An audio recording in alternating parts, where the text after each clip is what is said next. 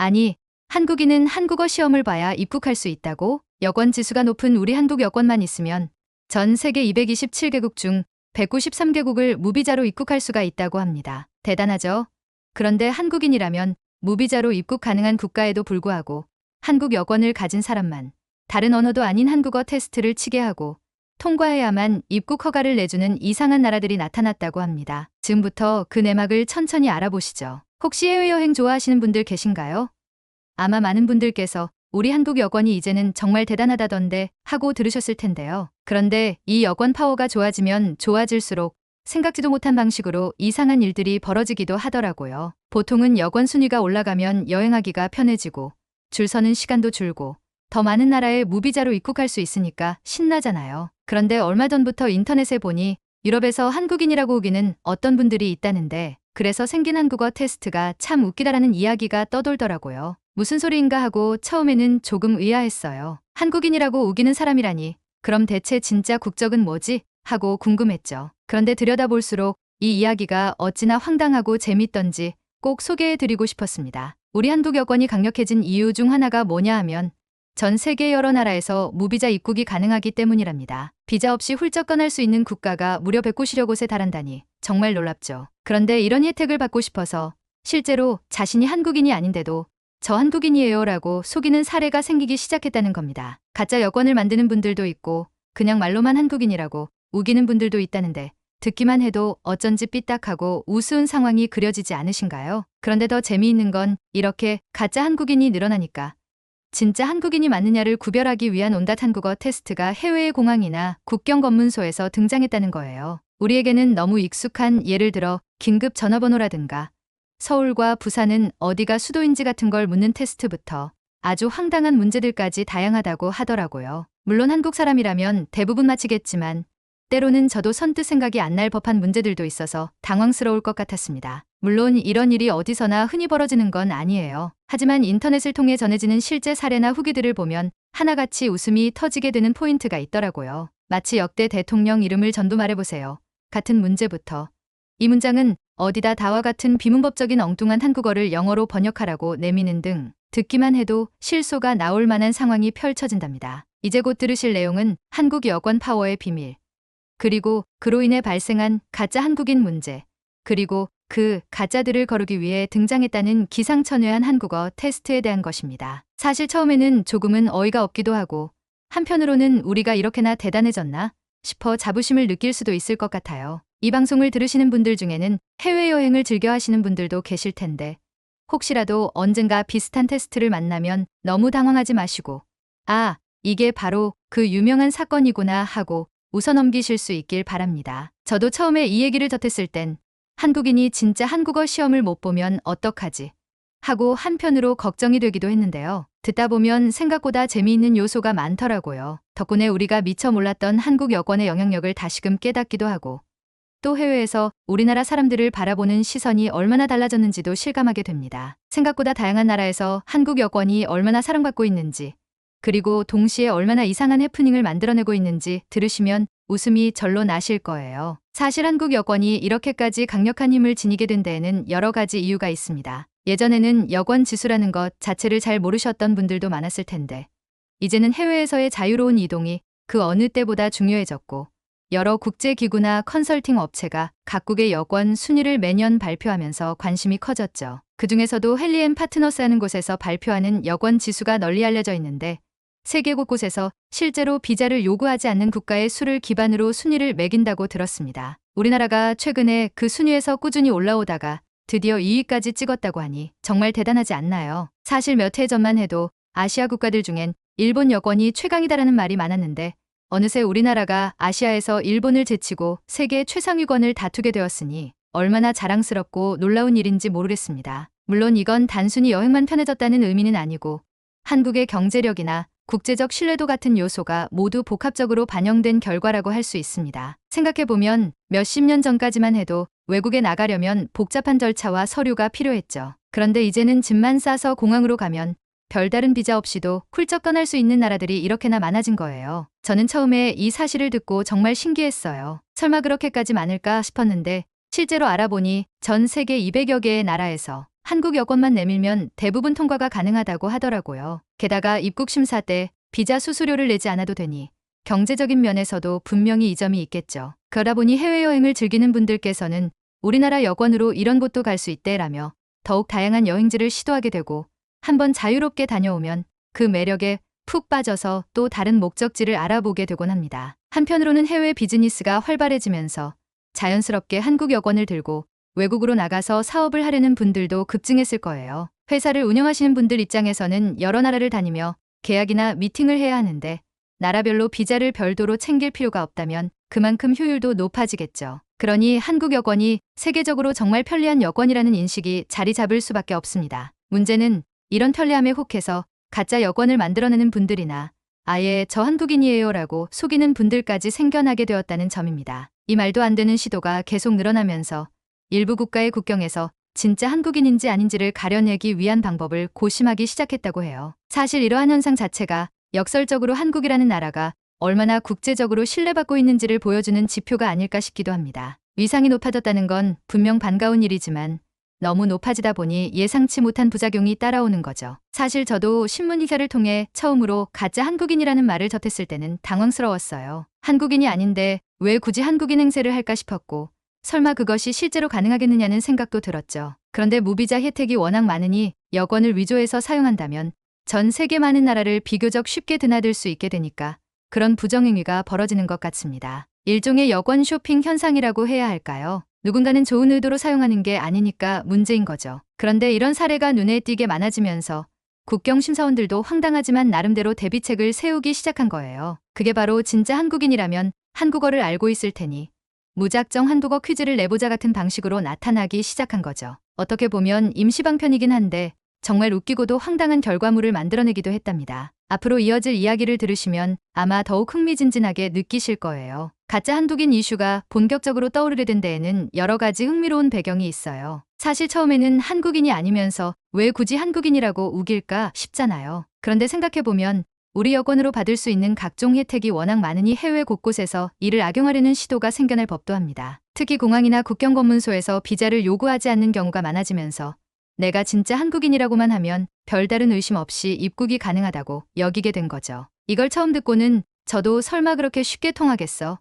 하고 의아했는데 듣다 보니 실제로 가짜 여권을 들고 시도한 사례들이 적발되기도 했고 또 아주 어설프게 한국 사람인 척 행동하다 걸리는 경우도 빈번하다고 하더라고요. 여기서 재미있는 건 그렇게 한국인을 사칭하는 분들 대부분이 한국어를 제대로 구사하지 못한다는 점이에요. 당연하겠죠. 아무리 K드라마나 K팝이 전 세계적으로 인기 있다고 해도 드라마 대사나 노래 가사를 조금 흉내낸다고 해서 우리말을 완벽하게 구사할 수 있는 건 아니니까요. 그런데도 그분들은 한국인인 척하면 무비자 입국이 가능하다는 막연한 기대를 갖고 시도하는 거예요. 그러다 보니 실제 국경 심사 시의 흐름을 자연스럽게 연결하는 게 아니라 그냥 안녕하세요 정도만 건네고는 시선을 피한다든지 혹은 엉뚱한 한국 지명을 말하다가 상황이 어색해지기도 한다고 해요. 이렇게 허술하게 접근하는 사람들은 일찍이 적발되기 마련이지만 실제로 여권을 교묘히 위조해서 들고 온다거나 한국어를 어느 정도 배워서 짧은 의사소통은 가능하게 만든 다음에 시도하는 사람들도 있습니다. 그러다 보니 입국 심사관들도 외양만 보고는 진짜인지 아닌지를 알 수 없다는 걸 깨달았겠죠. 게다가 어떤 분들은 한국인이라고 하면서도 별다른 사전 지식이나 근거가 없고 서로 다른 이름으로 여러 차례 입국 기록을 남기는 식으로 의심을 받기도 한답니다. 가짜 한국인이라는 말이 퍼지게 되면서 온라인 커뮤니티에서는 해외에서 한국인이냐고 물으면 일단 대답은 하되 상대가 K드라마나 아이돌을 얘기하면 바로 맞장구 칠 준비를 해야 한다는 농담도 돌아다녔어요. 그만큼 해외에서 한국인이라는 타이틀이 주는 이미지가 커졌다는 뜻일 텐데요. 우리 입장에선 다소 민망하고 어이없는 일이지만 한편으론 한국이라는 이름 자체가 어느 정도 호감과 신뢰를 쌓아온 결과라는 생각도 들어요. 문제는 그런 긍정적 인식을 악용하려는 이들이 끊이지 않으니 지금까지도 곳곳에서 적발 소식이 들려온다는 거죠. 생각해보면 예전에는 일본이나 싱가포르처럼 여권 파워가 높은 나라 국적을 사칭하는 사람이 많았다고 해요. 그런데 시간이 흐르면서 한국이 그 자리에 오르게 된 셈입니다. 지금은 비교적 간단한 한국어 테스트 수준이지만 혹시 다른 문화적 지식이나 특정 인터뷰 과정을 두는 나라가 나타날지도 모르죠. 그렇게 되면 정작 평범한 여행객들이 나는 분명 진짜 한국인인데 왜 이런 복잡한 절차를 겪어야 하나 하고 억울해질 수도 있을 거예요. 하지만 어쨌든 이 모든 게 원초적으로는 한국 여권이 워낙 괜찮다는 사실에서 비롯된 일이니 참 아이러니한 상황이지 않나 싶습니다. 황당한 한국어 테스트 사례를 처음 들었을 때 저는 정말 믿기지가 않았어요. 무슨 입국 심사장에서 역대 대통령 성함을 외우게 한다거나 한국어로 된 황당무계한 문장을 영어로 번역하라니 이게 말이 되나 싶었죠. 그런데 실제로 핀란드에서 러시아를 거쳐 넘어가려던 학생들이 1시간 넘게 붙잡혀서 한국 대통령은 누구누구였는지 전부 말해보라라든지 경부선 종착역은 어디냐 같은 질문에 답해야 했다는 이야기를 들으니 웃기기도 하고 황당하기도 했습니다. 해외에서 겪는 별의별 해프닝이야 많지만 국경검문소에서 무슨 학교 시험도 아니고 역사와 지리, 심지어 긴급 전화번호까지 묻다니 정말 기가 막히죠. 그런가 하면 에스토니아를 여행하던 분이 맞닥뜨린 한국어 테스트는 또 다른 의미로 충격적이었어요. 갑자기 한국 연예인 이름을 열거한 뒤 이중 가수가 아닌 사람은 누구인가요?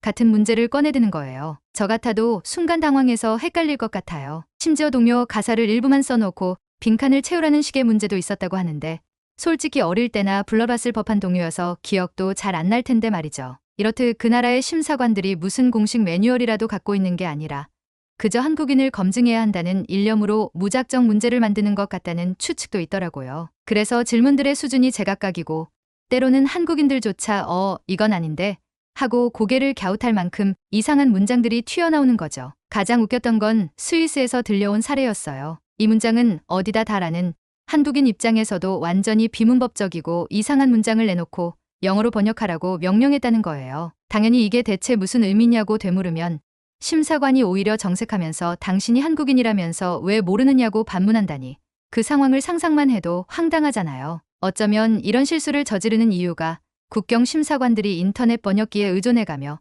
대충 문제를 뽑아내다 보니 제대로 된 한국어를 쓰지 못해서 그런 것 같아요. 그 때문에 실제 한국인들이 이건 말도 안 되는 문장이다라고 항의해도 상대 측에선 그 항의를 믿지 못하거나 그냥 무시해버리는 거죠. 물론 최근에는 예전만큼 이런 황당 테스트가 자주 벌어지진 않는다는 말이 있지만 그래도 가끔씩 인터넷에 저 방금 입국 심사에서 이상한 한국어 시험 봤어요.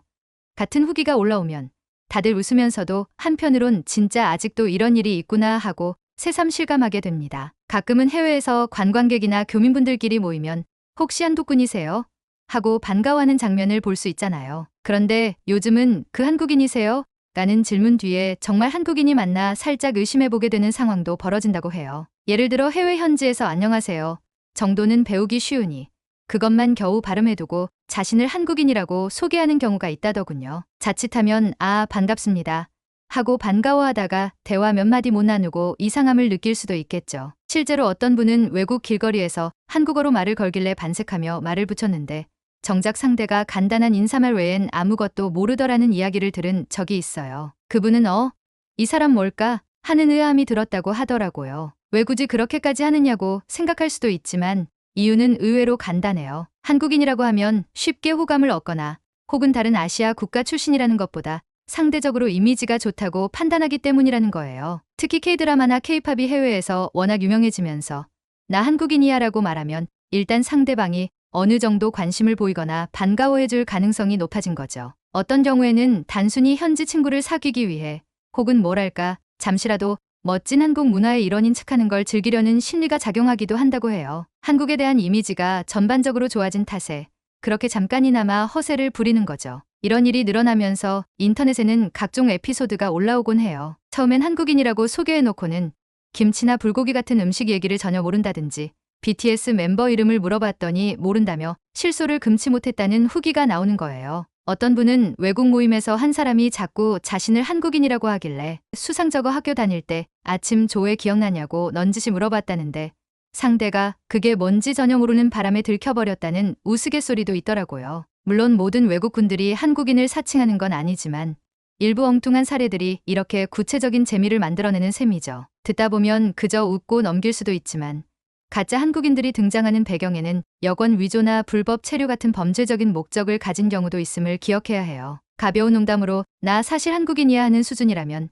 그냥 에피소드로 끝날 수 있지만 여권을 실제로 위조하거나 한국인 신분을 위장해서 불법 이민을 시도하는 건 엄연히 범법 행위니까요. 이럴 때 진짜 한국인들과 마찰이 생길 수도 있고 공항에서 애꿎은 검문을 당하게 될 수도 있으니 어느 정도는 심각한 문제이기도 합니다. 그럼에도 불구하고 이런 상황이 발생한다는 건 한국이라는 브랜드가 해외에서 갖는 힘이 그만큼 커졌다는 반증이겠죠. 몇십 년 전만 해도 한국인이라고 하면 잘 몰라서 무시하거나 호기심 반, 낯선 시선반으로 보던 나라가 이제는 그 BTS 나온 나라, 삼성, 현대 같은 글로벌 기업이 있는 곳 하면서 호감을 먼저 표하는 나라가 되었다니 참 격세지감이라고 할 만해요. 그러니까 한국인인 척할 만큼 매력적인 나라로 인정받은 거긴 한데 그 결과 진짜 한국인들이 예상치 못한 해프닝에 부딪히게 된다는 사실도 재미있으면서 동시에 복잡한 기분이 들게 합니다. 앞으로 여행하다 보면 혹시 한국분이세요? 라는 말이 오가는 상황이 많아질 텐데요. 가끔은 반갑게 대답했더니 상대가 정말로 가짜 한국인일 수도 있지 않을까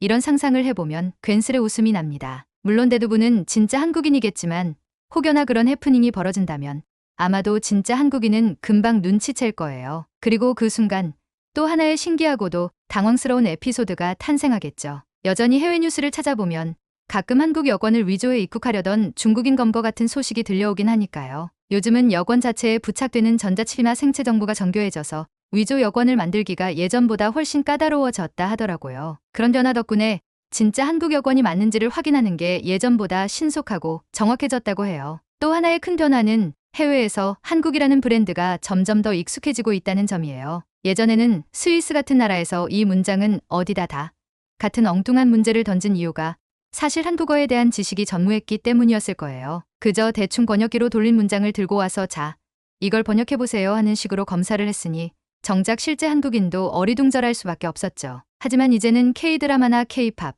한식 문화 등이 워낙 활발히 알려져서 외국인들도 한국어 표현 몇 가지쯤은 예능 프로그램을 통해 접해본 상태인 경우가 많아졌습니다. 그러다 보니 예전처럼 터무니없는 질문이 나오기보다는 간단한 상식 정도를 확인하거나 대사관 문서를 통해 한국 여권의 진위 여부를 1차적으로 가려낸 뒤 입국을 허용하는 식의 절차가 늘고 있답니다. 그리고 개인적으로 제일 흥미로운 건 이제는 한국인이 직접 진짜 한국인임을 증명하기 위해 굳이 복잡한 과정을 거치지 않아도 되는 분위기가 형성되고 있다는 점이에요. 물론 지역마다 다르겠지만 몇 년 전까지만 해도 에스토니아나 핀란드 같은 곳에서 한국인 맞느냐며 붙잡아 놓고 끝없는 질문을 던지는 일이 있었다면 이제는 그런 이야기가 들려오지 않거든요. 가끔 가짜 여권을 의심받는 상황이 발생하더라도 대사관에 연락처를 제시하고 여권을 전자 시스템으로 스캔하면 간단히 해결되는 사례가 대부분이라고 합니다. 결국 이런 변화를 종합해보면 가짜 한국인 문제가 한 시절 큰 화제가 되었던 이유는 우리나라 여권이 급속도로 강력해지는 과정에서 생긴 과도기적인 현상이었다고 볼 수 있을 것 같아요. 지금도 완전히 사라졌다고는 할 수 없지만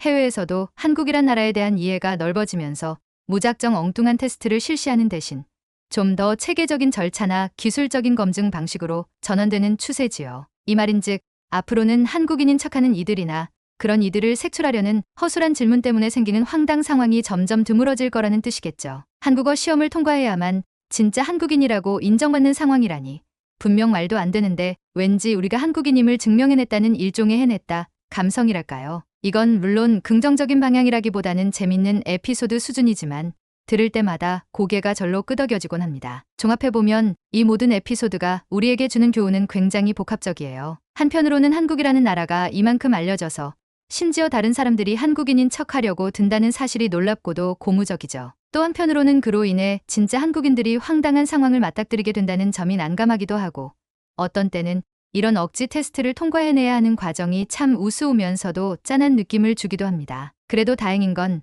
시간이 흘러가면서 이런 극단적인 한국어 테스트 사례가 점차 줄어들고 있다는 사실이에요. 그 모든 상상들이 다 말도 안 되면서도 한국 문화가 지금보다 더 흥하고 있다는 뜻이라 생각하면 왠지 기분이 나쁘진 않네요. 오늘 함께 살펴본 한국 여권의 위상과 그로 인해 생겨난 황당한 가짜 한국인 사건들, 그리고 해외에서 벌어진 별의별 한국어 테스트 사례까지 듣다 보면 정말 여러 감정이 교차하시지 않았나요? 한편으론 우리나라가 이렇게 대단해졌구나 하는 자부심이 들면서도 다른 한편으로는 정작 진짜 한국인들이 괜히 고생하네 싶어서 씁쓸해지기도 하고 또 어떤 순간에는 너무 우스꽝스러워서 웃음이 터지기도 하셨을 거예요. 그런데 자세히 들여다보니 우리나라가 전 세계적으로 얼마나 빠르게 성장하고 문화적 영향력 또한 넓히고 있는지를 실감하는 계기가 되더라고요. K-드라마와 K-팝을 좋아하는 친구들이 전 세계 방방곡곡에 생겨나고 한국인이라고 하면 어느 정도 호감부터 가지고 바라보는 분위기가 점점 더 확산되고 있잖아요. 그게 결국 악용되고 오해가 쌓여서 가짜 한국인 문제가 생겨나기도 했지만 역설적으로 봤을 때 우리가 걸어온 길이 결코 짧지 않았다는 반증인 셈이죠. 물론 시간이 흐르고 이슈가 조금씩 잦아들면서 요즘은 옛날만큼 황당한 한국어 테스트가 잇따라 올라오지는 않는다고 해요. 우리 한국인들이 세계를 누비는 동안 때로는 이렇게 별나고 어처구니 없는 상황도 만날 수 있다는 게 인생의 묘미가 아닐까요? 그리고 혹시라도 앞으로 해외를 여행하실 때 비슷한 상황을 겪게 된다면 당황하시기보다는 이게 바로 그 유명한 일화구나 하며 싱긋 웃어 넘길 여유를 가질 수 있으면 좋겠습니다. 오늘은 이쯤에서 이야기를 접으려 합니다. 끝까지 들어주신 여러분께 진심으로 감사드리고요.